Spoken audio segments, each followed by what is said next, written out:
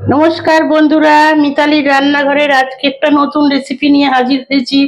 দোকানের স্টাইলে আলুর তরকারি। বন্ধুরা, আমি গ্যাসে কড়াইটা বসিয়ে দিয়েছি।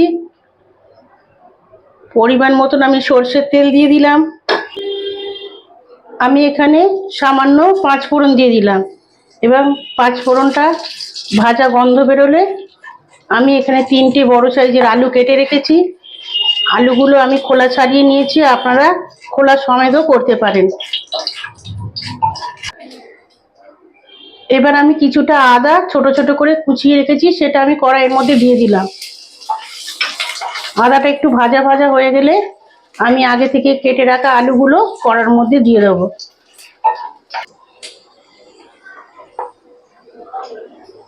এবার আমি আলুর টুকরোগুলো কড়ার মধ্যে দিয়ে দিলাম।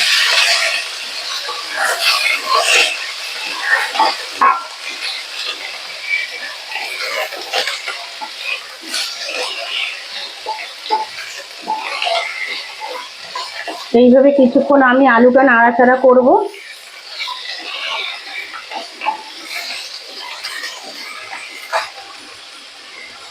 আমি কড়াইয়ের মধ্যে স্বাদ মতো লবণ দিয়ে দিলাম,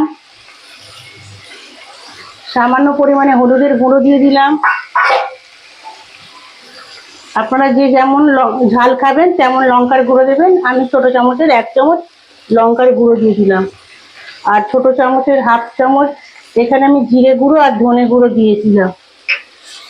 এবার আমি সব মশলাগুলো আলুর সঙ্গে ভালো করে এইভাবে মাখিয়ে নেব।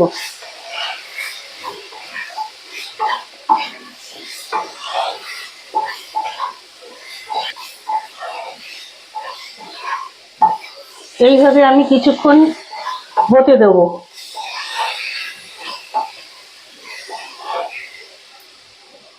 সামান্য জল দিয়ে মশলাটা একটু কষতে থাকবো।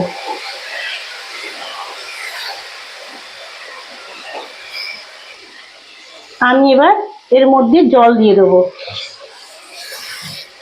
নিরামিষ রান্না তো আপনারা চিনি দিলে দিতে পারেন, আমি এখানে চিনির ব্যবহার করিনি।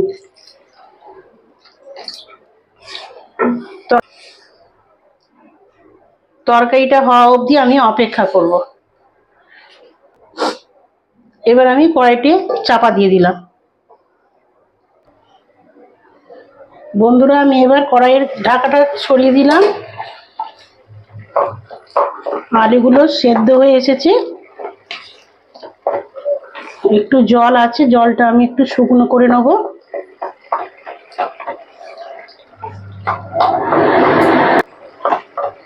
এটা নিরামিষের দিনে বানানোই যেতে পারে, লুচি পরোটা দিয়ে ভালোই লাগবে।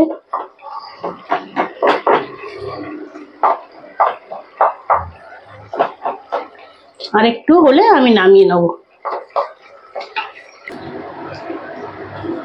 বন্ধুরা, তরকারিটা হয়ে গেছে, এবার আমি গ্যাসটা বন্ধ করে দেবো।